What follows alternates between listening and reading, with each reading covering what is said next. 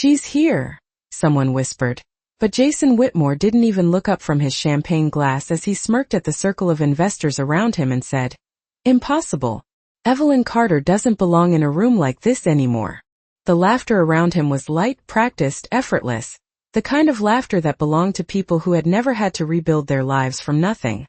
Jason stood at the center of the gala like he owned the air itself, his tailored charcoal suit catching the golden reflections of the chandeliers above, his confidence sharpened by success and by the woman standing beside him, a new fiancée who smiled at every word he said as if he had already rewritten her entire world. "She needed me more than she ever admitted," Jason continued, lowering his voice just enough to sound intimate but not enough to lose his audience. "Without me, she would have disappeared completely." The sentence landed softly, but it carried weight, the kind that was meant to erase someone without even mentioning their name. Across the ballroom, Evelyn Carter stood near the edge of the crowd, unnoticed at first, holding a simple glass of water in her hand, while the world moved around her like she was part of the background.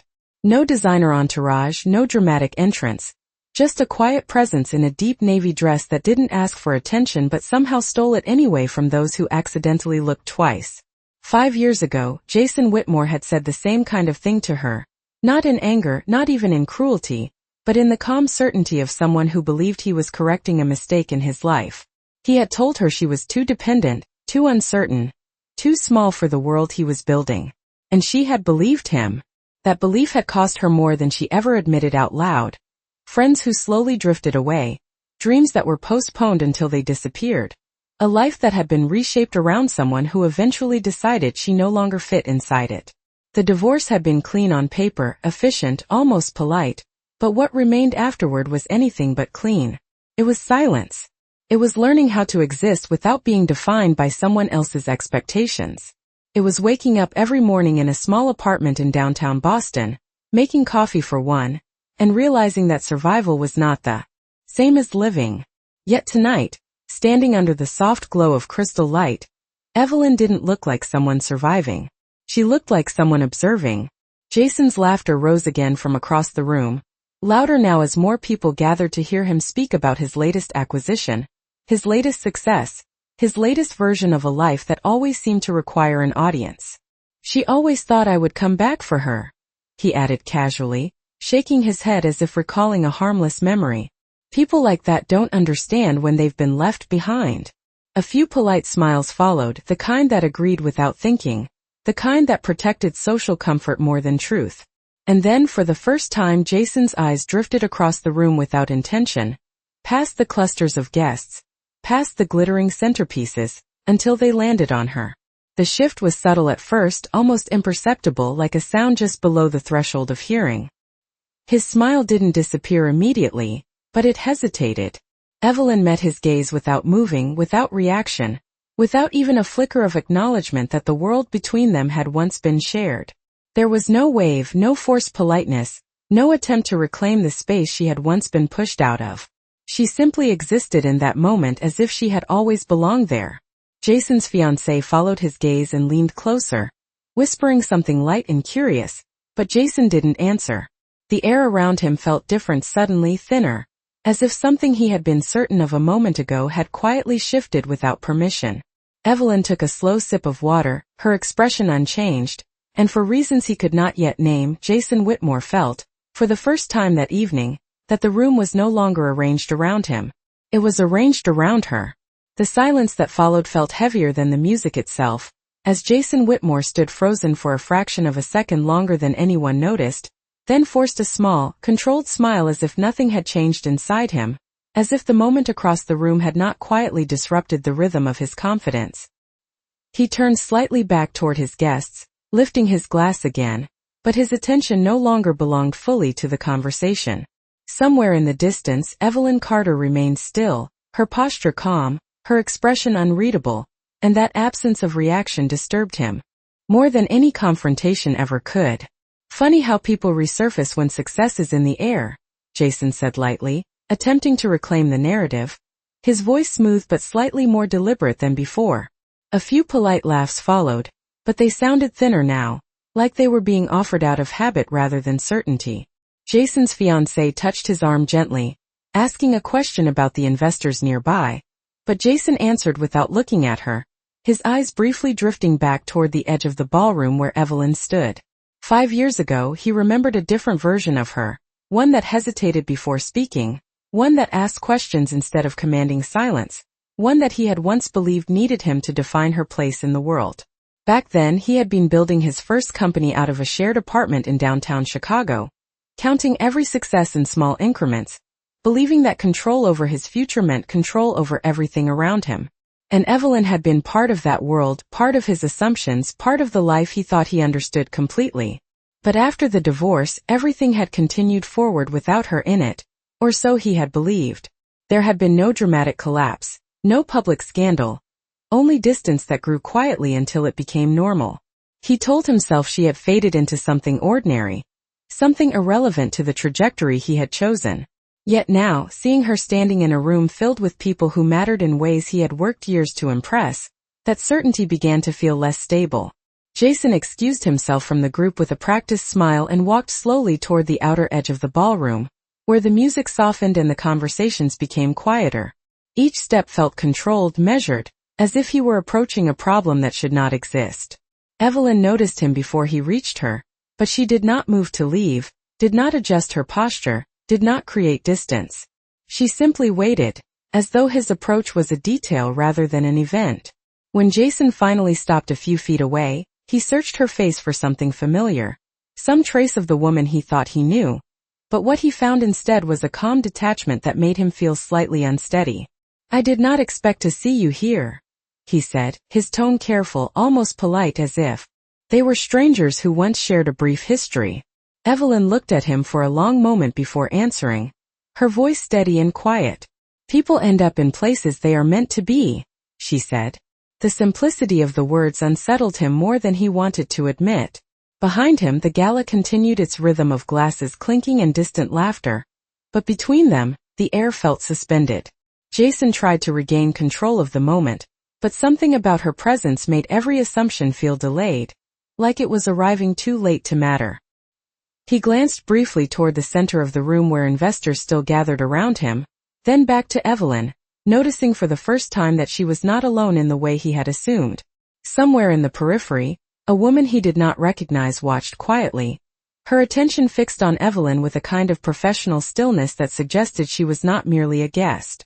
Jason felt a faint discomfort rise in his chest, subtle but persistent, as if he were standing at the edge of information he had not been invited to understand. Evelyn finally broke her gaze, turning slightly as if preparing to leave the conversation before it ever truly began, and in that simple movement, Jason realized something he could not yet fully name. The version of her he had carried in his memory no longer existed in the world they were standing in. The moment Evelyn Carter turned slightly away, Jason Whitmore felt an unfamiliar pressure settle between his thoughts, as if the room itself had become quieter in a way that was not caused by sound but by attention shifting toward something he could not yet identify. He watched her take a calm step as though she intended to leave the conversation entirely, but before she could disappear into the flow of guests, a new presence moved into the edge of the ballroom. The woman Jason had noticed earlier, the one with the composed posture and precise movements, approached Evelyn with quiet confidence. "Miss Carter," she said softly, her voice carrying the kind of authority that did not need volume to be recognized. Evelyn paused and turned back slightly, acknowledging her without surprise, as if this meeting had already been expected long before the night began. Jason observed from a few feet away, trying to understand the shift unfolding. In front of him, the woman introduced herself simply as Madeline Royce, though she did not offer further explanation, only a brief nod that suggested familiarity rather than introduction. Jason's attention sharpened. He recognized the name in fragments, not from personal contact but from financial circles that existed beyond his immediate reach, places where decisions were made quietly before they ever became public. "The board is ready for the announcement window," Madeline said to Evelyn in a tone that suggested continuity rather than preparation. Evelyn gave a slight nod, her expression unchanged, her calmness deepening rather than breaking. Jason felt something tighten in his awareness. An announcement window was not a casual phrase in rooms like this. It belonged to mergers, acquisitions, inheritances, transitions of control. He took a half step forward before stopping himself, unwilling to appear unsettled. "I am sorry," he interjected lightly, attempting to reinsert himself into a conversation that suddenly no longer felt open to him. "Are we discussing a business matter?" Madeline turned her gaze toward him briefly, not unkindly, but with the kind of distance reserved for irrelevant variables. "Yes," she replied simply, then returned her attention to Evelyn. The dismissal was subtle, but Jason felt it immediately. Evelyn, however, did not react to his question at all, as if his presence had already been accounted for and placed outside the scope of what mattered next. The orchestra in the ballroom shifted into a slower piece, and the lights above seemed to soften, drawing attention toward the central stage area where a host was preparing to speak. Guests began to reposition themselves, conversations fading into anticipation. Jason glanced around, noticing for the first time that several key figures in the room were no longer scattered casually but subtly aligning toward the same direction, as if responding to an unspoken signal. He turned back toward Evelyn, searching for clarity, but found none offered. Instead, she began walking, not hurried, not hesitant, simply certain. Madeline accompanied her step for step, and Jason found himself following at a distance he did not consciously choose. As they approached the central platform, a change rippled through the audience, subtle but undeniable. Conversation stopped completely. Glasses were lowered. Even the hum of background music felt distant. Jason's earlier confidence, the one he had carried into the evening like armor, no longer felt anchored. He noticed his fiancée saying something beside him, but he could not process the words. All of his attention was now fixed on the stage where Evelyn had come to a stop.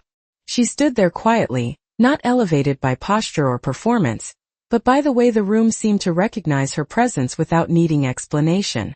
Madeline stepped slightly forward, adjusting the microphone at the podium, and the movement alone caused a shift in the room's expectation. Jason felt a faint pulse of unease as he realized that whatever was about to happen had very little to do with him, yet would change everything he thought he understood about the evening. And as Evelyn Carter lifted her gaze across the silent ballroom, for the first time that night, Jason Whitmore did not feel like the center of the world he had built, but like someone standing just outside a truth that was about to be spoken aloud. The silence in the ballroom deepened as Madeline Royce adjusted her stance at the podium, her presence commanding attention without a single unnecessary movement, while Evelyn Carter remained still beside her, calm in a way that felt almost unfamiliar to the people watching. Jason Whitmore stood several feet back, his earlier certainty now replaced by a quiet tension he could not fully explain, as if the air itself had shifted its weight toward something irreversible. Madeline's voice finally filled the room, steady and clear, carrying across the polished marble and crystal light without effort. "Good evening," she began, pausing just long enough for every conversation that remained in the room to fully disappear. "This gathering marks an important transition within the Carter family holdings and affiliated investment structures." The words were formal, precise, and carefully chosen, and Jason felt an immediate reaction in his chest as the surname settled into recognition. Carter. Not a coincidence, not a casual name, but one that belonged to circles far above the transactions he typically navigated. He looked at Evelyn again, searching for any sign of discomfort, confusion, or hesitation, but found none. She stood with her hands relaxed at her sides, her attention forward, her expression composed in a way that suggested she had been here many times before, even if he had never seen her in this version of herself. Madeline continued, "Effective immediately, all principal oversight decisions will be consolidated under the direct authority of the primary family successor." A subtle shift moved through the audience like breath being held collectively. Jason felt his fiancée go still beside him, but he did not turn to her. His focus was locked on the stage now, on the quiet space between words that seemed to stretch longer than they should. Evelyn finally stepped forward half a pace, not dramatically, not for attention, but simply to align herself with what was already true. Madeline turned slightly toward her, and for the first time, her professional tone softened just enough to acknowledge something personal beneath the structure. "The designated successor," she said, "is Evelyn Carter." The name did not echo. It did not need to. It settled instead, heavy and absolute, into every corner of the room. For a moment no one reacted. It was as if the entire ballroom had forgotten how to move. Jason blinked once slowly, convinced that he had misunderstood the sequence of words, but there was no correction, no continuation that would undo what had already been spoken. He looked at Evelyn again, this time not searching for familiarity, but for explanation, yet she gave none. Instead, she simply met the room with a calm that now felt different, not distant but anchored. Around them, subtle reactions began to surface. A few investors straightened their posture. Others exchanged brief glances that suggested they were now recalculating assumptions they had arrived with. Jason felt his throat tighten slightly, not with fear, but with the discomfort of realizing he had been speaking into a version of reality that no longer existed. His earlier words, his confident claims, his casual dismissal of her presence, all of it now lingered in the air like something misaligned. Madeline stepped back from the podium, allowing Evelyn to take her place without ceremony. There was no announcement of triumph, no emphasis on power, only space being quietly returned to its rightful position. Evelyn looked across the room for the first time since she had stepped onto the stage, and when her gaze passed over Jason, it did not linger. It did not need to. In that single pass, he understood something that unsettled him more than any confrontation could have. She had not returned to be seen by him. She had returned because he was no longer part of the structure that defined her world. And as the ballroom remained suspended in silence, Jason Whitmore stood among people who were beginning to understand a shift he had already fallen behind, realizing too late that the woman he thought had needed him had never been standing in the place he believed she was.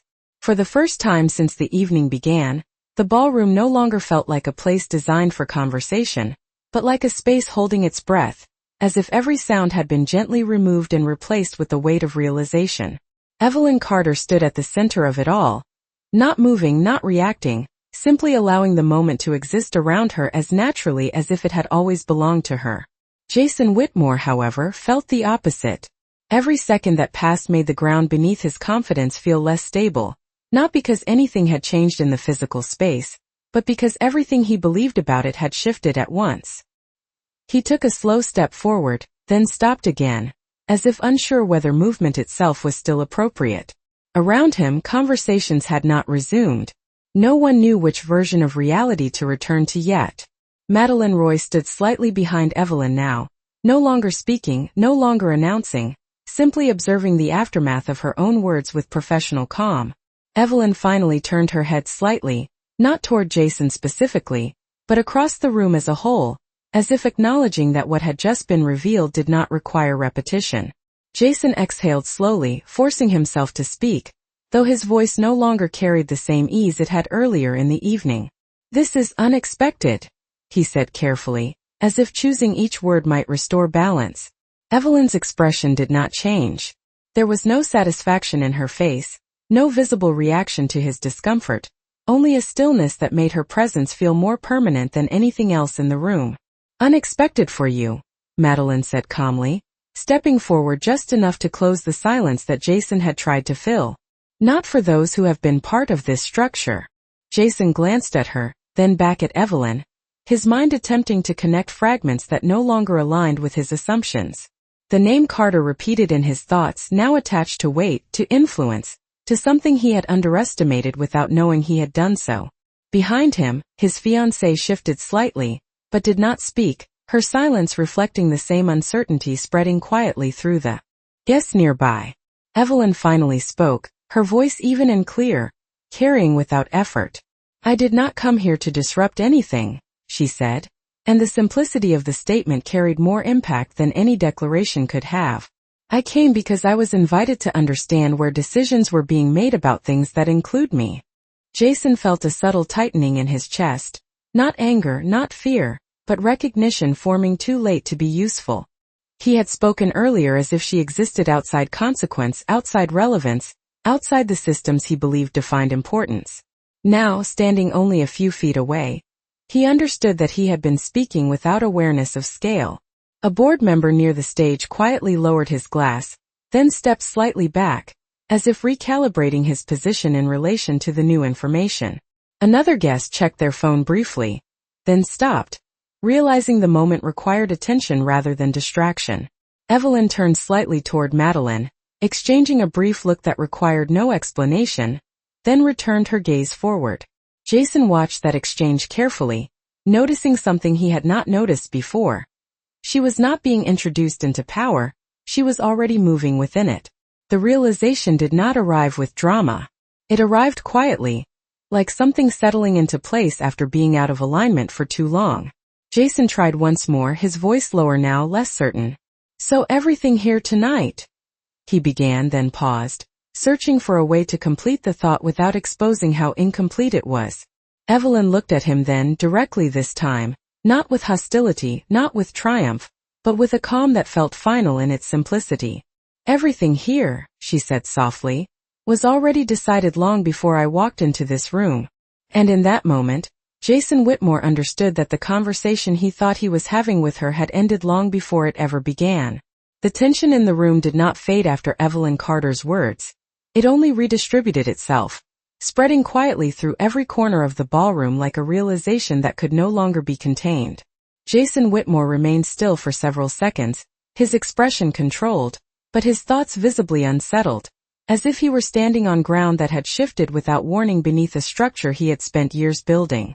Around him, guests no longer behaved like observers of a social event, but like participants in a recalibration of status, each person silently reevaluating what they thought they knew. Evelyn remained at the center of it, her posture unchanged, her presence steady in a way that did not invite interpretation or approval. Madeline Roy stepped slightly to her side again, speaking quietly now rather than formally, her voice no longer addressing the room but directed only toward Evelyn. "The preliminary briefings have already been distributed to the executive tier," she said. "The transition protocols will proceed as scheduled in New York within 48 hours.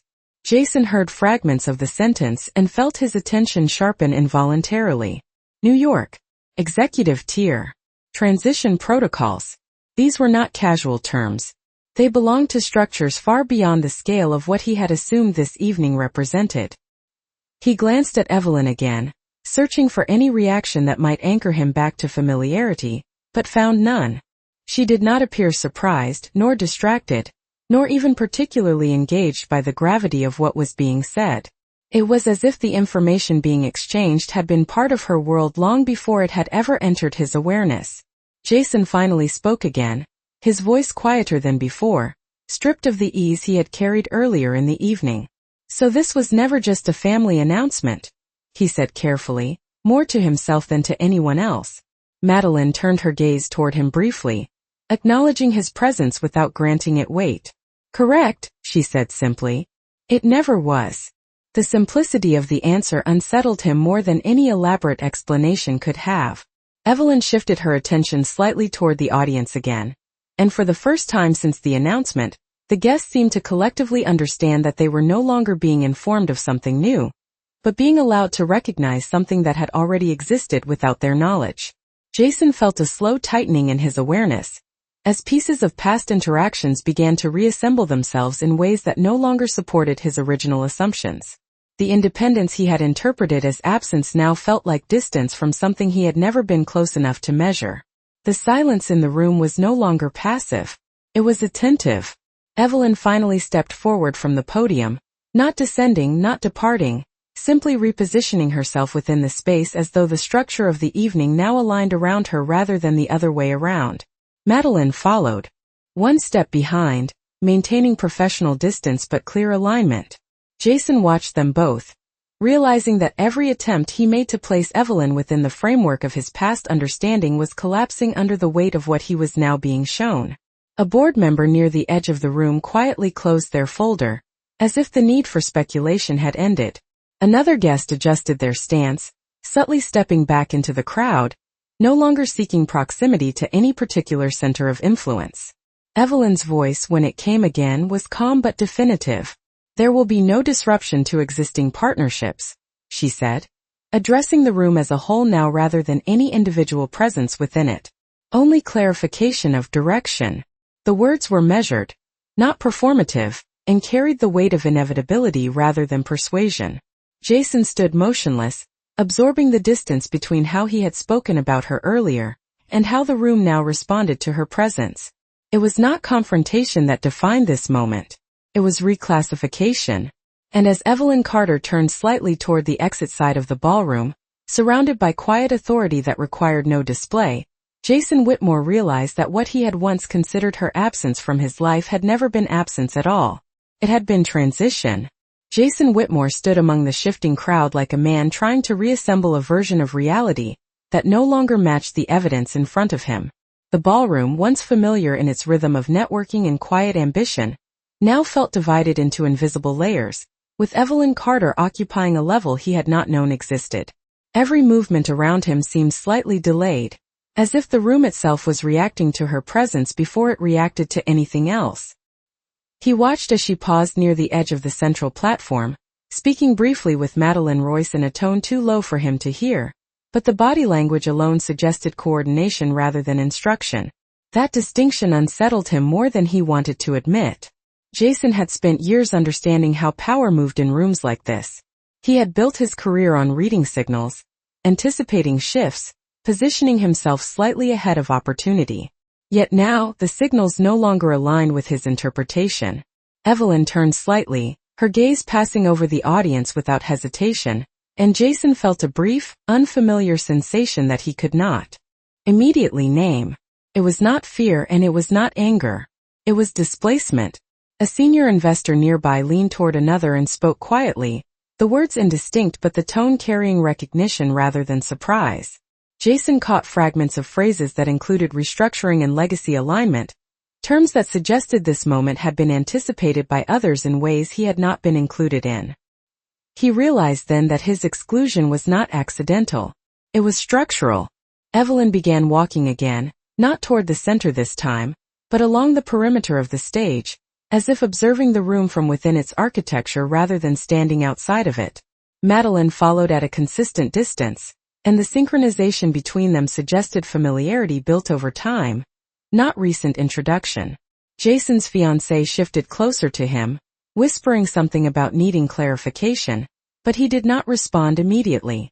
His attention remained fixed on Evelyn, trying to reconcile the woman he had dismissed years ago with the one now moving through a room that had once validated his entire sense of status. The contradiction was becoming harder to ignore. Evelyn stopped near a secondary podium where several documents had been placed.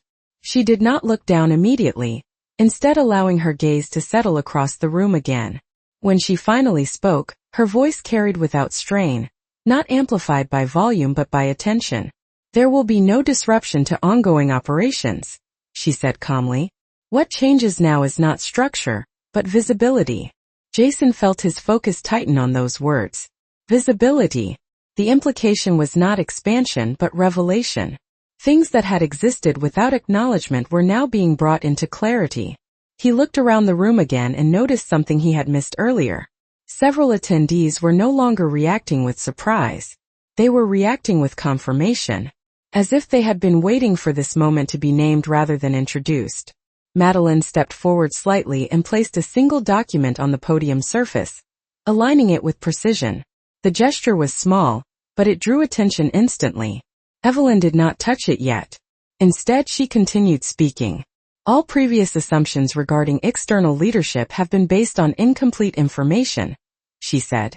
Her tone remained even, neither defensive nor explanatory. Jason felt his jaw tighten slightly as he processed the implication. External leadership. That phrase alone reframed everything he thought he had understood about influence within his professional circle. He glanced briefly toward a cluster of executives near the far wall, and noticed their expressions were no longer passive. They were attentive in a different way, as if they were witnessing confirmation of something internal rather than external. Evelyn finally placed her hand lightly on the edge of the podium, not gripping it, not claiming it, simply anchoring herself within the space. Jason realized then that she was not performing authority. She was occupying it as a condition of existence. The difference was subtle but absolute. A quiet shift moved through the room again, not caused by movement, but by recognition deepening. Jason Whitmore, who had entered the evening certain of his place within its hierarchy, now found himself standing at the edge of a system he had misread entirely. And as Evelyn Carter continued to hold the room without raising her voice, He understood that what he had mistaken for absence in her past had never been absence at all. It had been preparation. The atmosphere inside the ballroom had changed in a way that no longer depended on sound or movement, but on awareness, as if every person present had quietly accepted that the structure of the evening was no longer the same as it had been an hour earlier. Jason Whitmore remained near the midsection of the room, no longer attempting to advance or retreat, as though any decision about positioning now felt irrelevant. His earlier confidence, the one built on years of predictable outcomes and familiar social hierarchies, had not disappeared suddenly. It had eroded in layers, replaced by a steady recognition that he had been interpreting signals from a system that was larger and more coordinated than he had ever accounted for. Evelyn Carter stood at the podium, not leaning into it, not performing authority, but existing within it with the same calm she had carried from the beginning of the night. Her presence did not expand or contract with attention. It remained constant, and that constancy itself had become the source of its impact. Madeleine Roy stood slightly behind and to the side, no longer speaking, as if her role had transitioned from announcement to observation. The room itself seemed to settle into a new equilibrium, one that no longer required explanation. Jason's fiancée whispered something again, more urgent this time, but he only heard fragments. His attention was fixed on Evelyn, and on the realization that every assumption he had made about her life after their divorce had been incomplete in ways he was only now beginning to understand. Evelyn finally stepped away from the podium, not abruptly, but with a calm transition that suggested completion rather than interruption. As she moved, several members of the audience subtly adjusted their posture, not in response to instruction, but in response to recognition. Jason noticed this pattern repeating across different sections of the room, a collective recalibration that did not require communication. Madeleine followed Evelyn as they moved toward the side of the stage, where a secondary set of doors remained partially open, revealing a quieter space beyond the main ballroom.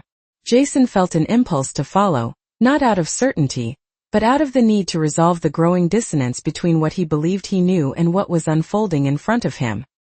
He began walking at a measured pace, careful not to draw attention, though he realized after a few steps that attention was no longer distributed in the way it had been earlier. It was centralized around Evelyn, and everything else had become secondary. As he reached the edge of the stage area, he overheard a brief exchange between Madeleine and a nearby executive. The tone was respectful, efficient, and devoid of explanation, as if all necessary context had already been established elsewhere. Jason caught only fragments, but they were enough to reinforce what he had begun to suspect. Evelyn was not being introduced into authority. She was being confirmed within it. He slowed his pace, stopping just short of the corridor where Evelyn had paused. For the first time since the evening began, he noticed something else beyond her presence. The room behind her, the structure of people, conversations, and decisions was not reacting emotionally. It was reacting procedurally. That distinction mattered more than anything else he had witnessed. Emotional reactions faded quickly. Procedural alignment did not. Evelyn turned slightly, speaking quietly with Madeleine, and Jason realized he was no longer part of the exchange at any level. Not as participant, not as observer, not even as reference. He had been positioned outside the framework entirely. The realization did not arrive with shock. It arrived with clarity so precise it felt unfamiliar. He remembered moments from their past marriage that now carried different weight. Small decisions she had made without explanation. Quiet absences that he had once interpreted as uncertainty. Conversations where she had chosen silence instead of justification.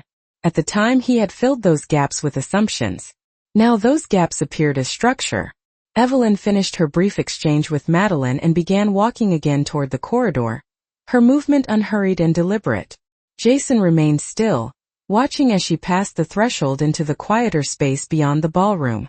For a brief moment she glanced back, not searching, not acknowledging, but simply confirming the space she was leaving behind. And in that single moment, Jason Whitmore understood that what he had believed to be her disappearance from his life had never been disappearance at all. It had been relocation into a world he had never been positioned to see. The corridor beyond the ballroom was quieter, not in the absence of sound but in the absence of performance, as if the air itself no longer needed to participate in the expectations of the event.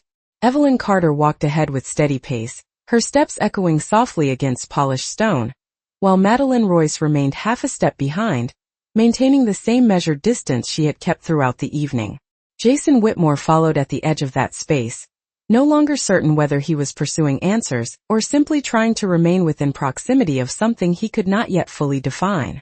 As they reached a more private section of the venue, the lighting shifted subtly from warm gold to a neutral white, and the change felt symbolic rather than architectural, as if the environment itself had been reorganized around different priorities.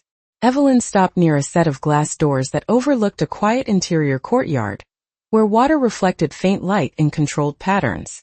She did not turn immediately, allowing the silence to settle before speaking. When she finally did, her voice carried the same calm precision it had maintained throughout the night. "This was never about recognition," she said, her words directed more toward understanding than explanation. "It was about alignment." Jason slowed his steps, stopping several feet away, careful not to interrupt the space she had created without needing to claim it. Madeline stepped slightly to the side, observing without interference. Jason hesitated before responding, his voice quieter now, stripped of earlier confidence.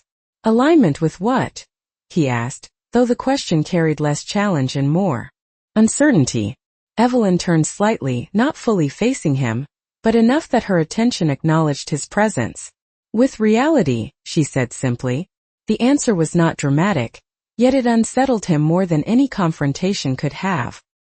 He looked at her carefully, searching for some indication that the woman standing here was still connected to the version he remembered, but every detail contradicted that expectation. There was no trace of hesitation in her posture, no need for validation, no visible reaction to his presence beyond recognition of its existence. Madeline spoke again, her tone steady but matter-of-fact. "The Carter holdings have been operating under decentralized visibility for years," she said. "Tonight is not a change in control. It is a change in acknowledgement." Jason absorbed the words slowly, the structure of them beginning to form a pattern he could not ignore. Decentralized visibility suggested influence that had been active without exposure, decisions made outside the frameworks he had assumed governed the industry. He realized then that his understanding of power had been limited to what was publicly visible, while everything essential had been operating beneath that surface. Evelyn stepped closer to the glass doors, looking out at the courtyard for a moment before speaking again. "People tend to assume that what they cannot see does not exist," she said. "That assumption creates distance between observation and truth." Jason felt a quiet discomfort rising in his awareness, not from what she was saying alone, but from how naturally she was saying it, as if these concepts were not learned recently but carried over time. He thought back to their marriage again, not with emotion, but with analysis, recalling moments where she had withdrawn from explanations he had demanded, moments where she had made decisions without seeking approval, moments he had interpreted as uncertainty but now resembled preparation. The realization did not arrive as a single conclusion. It accumulated. Evelyn finally turned to face him fully, and for the first time that evening, Jason felt the full weight of being observed without interpretation. There was no judgment in her gaze, no resentment, no attempt to correct his understanding. Only finality. "You built your understanding of me from what you were willing to see," she said quietly. "That was never the complete picture." Jason did not respond immediately. The space between them held steady, unbroken by explanation or defense. Behind him, the distant sound of the ballroom continued without relevance, as if that world belonged to a different layer of time. Madeline adjusted her posture slightly, signaling readiness for departure rather than continuation. Evelyn gave one final glance toward Jason, not lingering, not softening, simply acknowledging closure. Then she turned back toward the corridor ahead, and as she walked away, Jason Whitmore remained still, realizing that the most important shift of the night had not been her revelation, but the irreversible correction of everything he thought he had known. The corridor behind the glass doors felt even more distant now, as if the space Evelyn Carter had just left behind no longer belonged to the same reality Jason Whitmore was standing in. He remained motionless for several seconds, his attention fixed on the path she had taken, though there was nothing left to see except the faint reflection of controlled light across polished surfaces. The weight of her final words still lingered in his thoughts, not as emotion, but as structure collapsing and rebuilding at the same time. For the first time since the evening began, Jason was no longer trying to interpret her actions as personal history. He was beginning to understand them as operational truth. Behind him, the ballroom continued in a subdued rhythm, but it no longer felt connected to his position within it. Conversations resumed in fragments, but none of them included him. He was present physically, but no longer integrated socially or strategically. That distinction settled into his awareness with uncomfortable clarity. Madeline Royce had already moved further down the corridor with Evelyn, their pace consistent, their direction certain. Jason finally followed, not because he had been invited, but because remaining still now felt like acceptance of final exclusion. As he reached the end of the corridor, he saw Evelyn pause near a private entry point where a second set of staff stood quietly, their posture formal but restrained. One of them stepped forward briefly, acknowledging her with a simple nod that required no introduction. That gesture alone told Jason more than anything spoken earlier that night. Evelyn was not entering a new space. She was returning to one that already recognized her. Madeline spoke softly, confirming timing for departure protocols, her tone efficient and familiar. Evelyn gave a slight nod, then turned just enough to allow her gaze to fall back toward Jason. There was no interruption in her composure, no change in expression, only a final acknowledgement that their paths had reached their natural divergence. Jason took a step forward without fully realizing it, stopping just short of the boundary marked by staff presence. He hesitated, then spoke, his voice lower than before, stripped of earlier certainty. "Everything I thought about us," he said carefully, "was it ever real?" The question was not accusatory. It was procedural, as if he were attempting to reconcile data rather than emotion. Evelyn regarded him quietly for a moment, and when she responded, her tone carried neither affirmation nor rejection, only clarity. "It was real within the limits of what you understood," she said. The answer did not soften the distance between them. It defined it. Jason felt a quiet pressure form in his chest, not from loss, but from the recognition that understanding itself had boundaries he had never accounted for. Madeline stepped slightly forward, signaling that the moment was concluding. Evelyn adjusted her posture subtly, preparing to move through the entry point ahead. Jason watched her, realizing that there would be no final argument, no reversal, no emotional correction that could restore what had already shifted beyond alignment. Before she turned away completely, Evelyn spoke one final time, her voice steady and without emphasis. "You were never meant to see everything at once," she said. "That is why it felt incomplete." Then she turned, walking past the threshold with quiet certainty, disappearing into the controlled space beyond the corridor. Madeline followed immediately after, leaving only staff and silence in their wake. Jason remained standing at the edge of the boundary, no longer pursuing, no longer speaking, as the understanding settled fully within him that what had ended that night was not a relationship, but an entire framework of perception that could no longer be restored. The space beyond the corridor door closed quietly behind Evelyn Carter, not with finality, but with the controlled precision of an environment that functioned on structure rather than emotion. Jason Whitmore remained at the threshold for several seconds, his attention fixed on the point where she had disappeared, as if waiting for the system of events to reverse itself if observed long enough. But nothing reversed. Nothing softened. The moment remained exactly as it had concluded. Behind him, the ballroom no longer felt like the center of gravity it had been at the beginning of the evening. Conversations continued in lowered tones, but the energy had shifted from celebration to recalibration. People were no longer reacting to what had happened. They were adjusting to what it meant. Jason finally stepped back into the ballroom slowly, his movements measured but no longer confident. The path he walked earlier through this space now felt unfamiliar, as if the room had subtly reorganized itself around information he was not part of. He noticed how people avoided direct acknowledgement of him, not out of disrespect but out of redirected attention. Their focus had moved elsewhere. A senior executive passed near him, offering a polite nod that carried no engagement. Another group stood near the bar discussing quietly, their tone analytical rather than social. Jason caught fragments of their conversation, phrases like long-term restructuring and unseen ownership structures, but none of it aligned cleanly with the assumptions he had carried into the night.